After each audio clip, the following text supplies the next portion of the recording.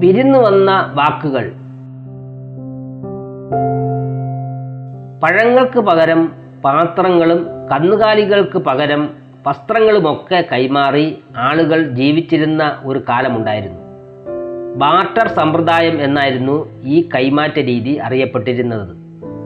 ഭാഷകളും ഇത്തരമൊരു ബാർട്ടർ സംവിധാനത്തിലൂടെയാണ് വളർന്നു വന്നത്.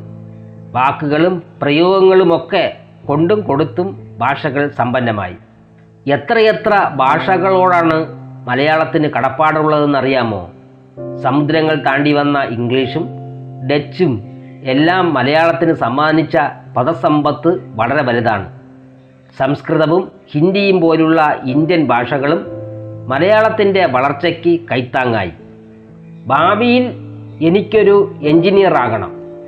ഈ വാചകം പൂർണ്ണമായും മലയാളത്തിൽ പറയാമോ? പ്രയാസമായിരിക്കും. കാരണം എഞ്ചിനീയർ എന്ന ഇംഗ്ലീഷ് പദത്തിന് പകരം വയ്ക്കാൻ നമുക്കൊരു മലയാള വാക്കില്ല. ഇന്ത്യയിൽ ഏറ്റവും ഒടുവിൽ ആധിപത്യം ഉറപ്പിച്ച കൂടുതൽ കാലം നമ്മുടെ നാട് ഭരിച്ച വിദേശികൾ ബ്രിട്ടീഷുകാരാണ്. അതിനാൽ ഇംഗ്ലീഷിൻ്റെ സ്വാധീനം ഇന്ത്യൻ ഭാഷകളിൽ ശക്തമാണ്. പകരക്കാരില്ലാത്ത ഒട്ടനവധി ഇംഗ്ലീഷ് വാക്കുകൾ മലയാളത്തിലും നാം സ്ഥിരമായി ഉപയോഗിച്ചു വരുന്നു. ബ്രിട്ടീഷുകാർ നാടുവിട്ടെങ്കിലും അവരുടെ ഭാഷയാണ് പല രംഗങ്ങളിലും ഇന്നും നമ്മെ നയിക്കുന്നത്. ഭരണരംഗം തന്നെ ഉദാഹരണമായി എടുക്കാം. കളക്ടർ മുതൽ ക്ലർക്ക് വരെയുള്ള പല ഔദ്യോഗിക പദവികൾക്കും കൃത്യമായ മലയാളം പദങ്ങൾ ഇനിയും ഉണ്ടായിട്ടില്ല. ഇത്തരത്തിലുള്ള ഒട്ടനവധി വാക്കുകൾ നമ്മുടെ ഭരണരംഗത്തുണ്ട്.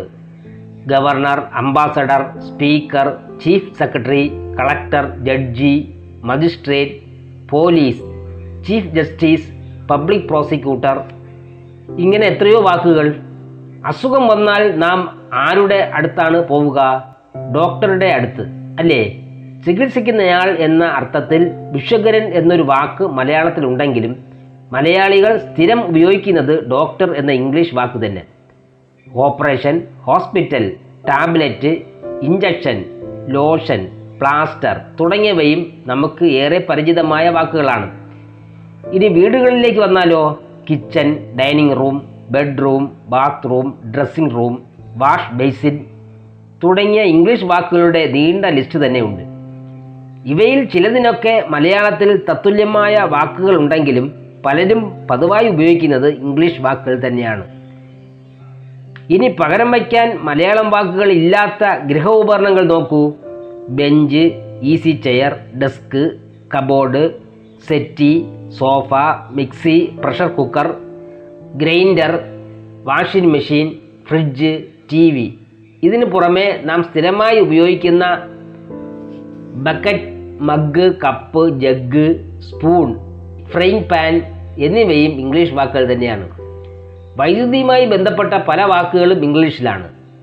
Electricity bill, wire, voltage, switch, connection, fuse തുടങ്ങി ഒരുപാട് ഉദാഹരണങ്ങൾ പറയാം. കുട്ടിയും കോലും തലപ്പന്ത് കളിയും പന്തടിച്ച് കളിയുമൊക്കെ ശീലിച്ചിരുന്ന മലയാളികൾക്കിടയിലേക്ക് പുത്തൻ കളികളും വിനോദങ്ങളും എത്തിയത് ഇംഗ്ലീഷുകാരിലൂടെയാണ്. അതോടെ കായിക ഇനങ്ങളും മത്സരങ്ങളുമൊക്കെ സ്പോർട്സ്, ഗെയിംസ് എന്നീ ഇംഗ്ലീഷ് പേരുകളിൽ അറിയപ്പെട്ടു തുടങ്ങി. ഫുട്ബോൾ എന്ന കാൽപന്ത് കളി ഒഴിച്ചാൽ മറ്റു പല പോപ്പുലർ കളികൾക്കും ഇന്നും മലയാളം പേരില്ല. Cricket, basketball, volleyball, tennis, track and field umpire, referee, sports quota, sports council തുടങ്ങിയവയൊക്കെ നമ്മുടെ കായിക രംഗത്ത് ചാമ്പ്യൻഷിപ്പ് നേടിയ ഇംഗ്ലീഷ് വാക്കുകളാണ്. ഇനി കലാരംഗത്ത് വന്നാൽ സിനിമ, ഡ്രാമ, ഡാൻസ്, മ്യൂസിക് എന്നിങ്ങനെ എത്രയെത്ര ഇംഗ്ലീഷ് വാക്കുകൾ. ഇവയിൽ പലതിനും മലയാള രൂപമുണ്ടെങ്കിലും മലയാളി ഏറെ ഉപയോഗിക്കുന്നത് ഇംഗ്ലീഷ് പദങ്ങൾ തന്നെയാണ്. എന്നാൽ guitar, violin, organ, piano, harmonium, drum, band തുടങ്ങിയതിനൊക്കെ അന്നും ഇന്നും ഇംഗ്ലീഷ് വാക്കുകൾ മാത്രമേ ഉള്ളൂ. നമ്മുടെ നാടകരംഗത്ത് ഇന്നും പ്രൊഫഷണൽ, അമച്വർ നാടകങ്ങളുണ്ട്. ഒട്ടനവധി ഇംഗ്ലീഷ് വാക്കുകളിലൂടെയാണ് ഇന്ന് മലയാളം സിനിമ കേരളത്തിൽ സൂപ്പർ ഹിറ്റായി ഓടിക്കൊണ്ടിരിക്കുന്നത്. Plot, script, dialogue, director, background score, action, cut, camera, box office, fans association, shooting, studio, video, digital, censor തുടങ്ങിയ ഉദാഹരണങ്ങൾ എത്രയെണ്ണം വേണമെങ്കിലും പറയാം. ഹീറോയും വില്ലനും സ്റ്റണ്ടുമൊക്കെയുള്ള അടിപൊളി സിനിമയാണ് ഇന്നും പല മലയാളികൾക്കും ഇഷ്ടം. ഇംഗ്ലീഷ് ഭാഷ, സാഹിത്യം, ശാസ്ത്രം എന്നിവ അടിസ്ഥാനമാക്കിയുള്ള വിദ്യാഭ്യാസ രീതിയാണ് ബ്രിട്ടീഷുകാർ ഇന്ത്യയിൽ ആരംഭിച്ചത്. അങ്ങനെ പല ശാസ്ത്രശാഖകളുടെയും പേരുകൾ ഇംഗ്ലീഷിൽ തന്നെയായി. Zoology, chemistry, biology, physics, maths തുടങ്ങി പല വിഷയങ്ങളും ഇന്നും മലയാളി ഓർക്കുന്നതും ഇംഗ്ലീഷ് പേരുകളിൽ തന്നെയാണ്. വിദ്യാഭ്യാസ രംഗത്ത് നാം സ്ഥിരം ഉപയോഗിക്കുന്ന ഇംഗ്ലീഷ് വാക്കുകളാണ് LKG, UKG, nursery, primary, high school, higher secondary, principal, head master, head mistress, book, mark, pen, pencil തുടങ്ങിയവ. അലമാരയിൽ സൂക്ഷിച്ച പുസ്തകം മേശപ്പുറത്ത് നിവർത്തി വെച്ച് കസേരയിൽ ഇരുന്ന് വായിക്കുമ്പോൾ അങ്ങ് ദൂരെ യൂറോപ്പിലുള്ള ഒരു കൊച്ചു രാജ്യത്തോട് നാം കടപ്പെട്ടിരിക്കുന്നു, പോർട്ടുഗലിനോട്. കാരണം മേശയും കസേരയും അലമാരയും കേരളത്തിന് തന്നത് അവരാണ്. 1498 വാസ്കോഡ് ഗാമ എന്ന പോർട്ടുഗീസ് നാവികൻ്റെ വരവോടെയാണ് ഇന്ത്യയിലെ പാശ്ചാത്യ ആധിപത്യത്തിൻ്റെ തുടക്കം. കച്ചവടക്കാരനായി വന്നവർ ക്രമേണ ഭരണാധികാരികളും മതപരിഷ്കർത്താക്കളുമായി. കേരളത്തിൽ ആദ്യമായി അച്ചടിശാലകൾ ആരംഭിച്ചത് പോർട്ടുഗീസുകാരാണ്.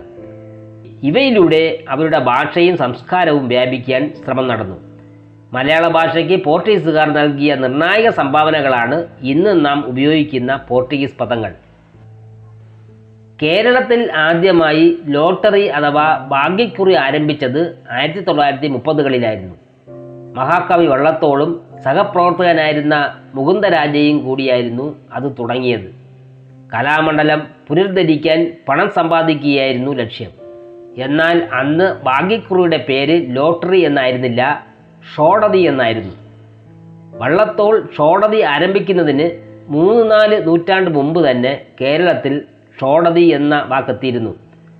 നറുക്ക്, ഭാഗ്യക്കുറി എന്നീ അർത്ഥത്തിൽ പോർട്ടുഗീസുകാർ ഉപയോഗിച്ചിരുന്ന ഷോർത്തി എന്ന വാക്കായിരുന്നു അത്. നമ്മൾ അത് ഷോഡതിയും ലോട്ടറിയും ആക്കി. നമ്മുടെ ചീട്ടുകളിയും ഇങ്ങനെ തന്നെ വിരുന്നെത്തിയതാണ്. പോർട്ടുഗീസിലെ ഒരു കളിയാണ് കാർട്ടാകളി. ഇതിൽ നിന്നാണ് കാർഡുകളി, കടുദാശാകളി, ചീട്ടുകളി എന്നിങ്ങനെയുള്ള വാക്കുകളുടെ പരിണാമം. ഈജിപ്തിലെ പാപ്പറസ് എന്ന ചെടിയിൽ നിന്നാണ് പേപ്പർ എന്ന വാക്കുണ്ടായത്. എന്നാൽ ലോകത്താദ്യമായി പേപ്പർ അഥവാ കടലാസ് കണ്ടുപിടിച്ചത് ചൈനക്കാരായിരുന്നു. നമ്മുടെ നാട്ടിൽ പേപ്പറിന് കടലാസ് എന്നാണ് പറയുന്നത്.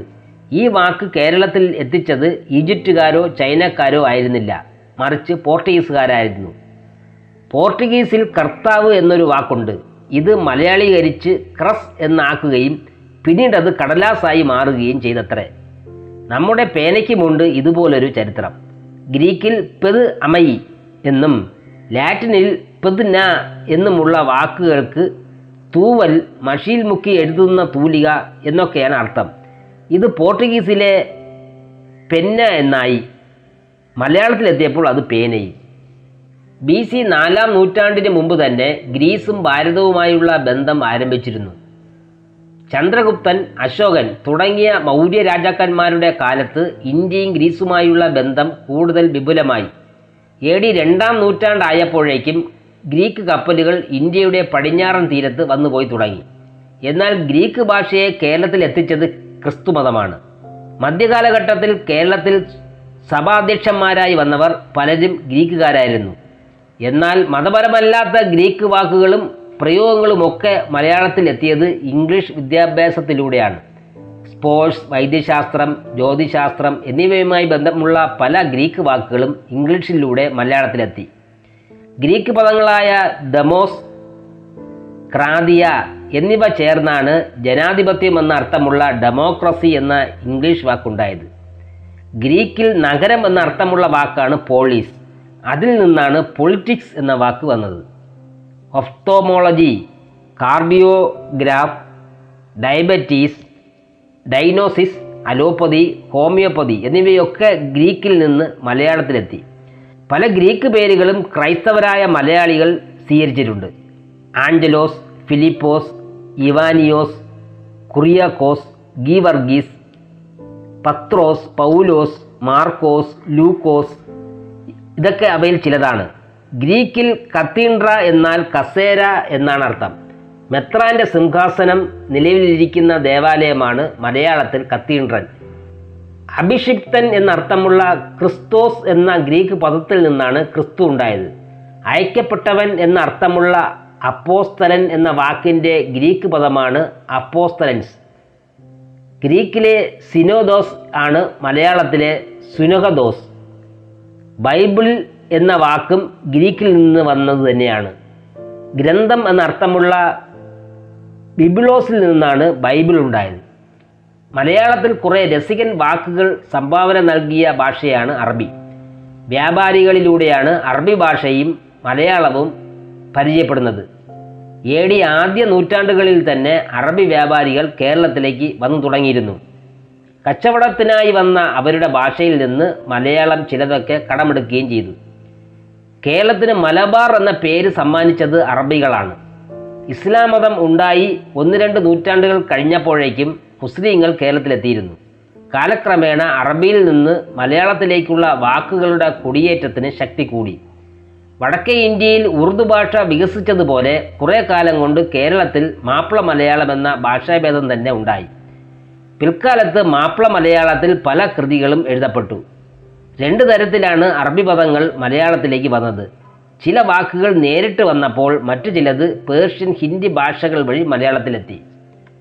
മുസ്ലിം ഭരണാധികാരികളെ സൂചിപ്പിക്കുന്ന മലയാള പദങ്ങൾ പലതും അറബിയിൽ നിന്ന് നാം കടമെടുത്തതാണ്. നൈസാം, നവാബ്, സുൽത്താൻ എന്നിവയൊക്കെ ഇതിന് ഉദാഹരണമായി പറയാം. ഡൽഹി ഭരിച്ചിരുന്ന മുസ്ലിം ഭരണാധികാരികളെയാണ് സുൽത്താൻമാർ എന്ന് വിളിച്ചിരുന്നത്. ഹൈദരാബാദിൽ ഭരണം നടത്തിയിരുന്നവരാണ് നൈസാമുകൾ.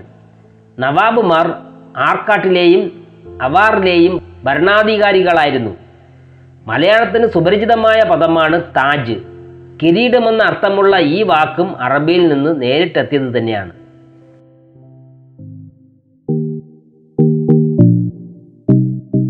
ഇതുവരെ കേട്ടത് അറിവിന്റെ പാഠപുസ്തകം. തയ്യാറാക്കി അവതരിപ്പിച്ചത് വല്യശാല രാജു. എഡിറ്റിംഗ് ശബ്ദമിശ്രണം പോണി ജെ ബേസ്.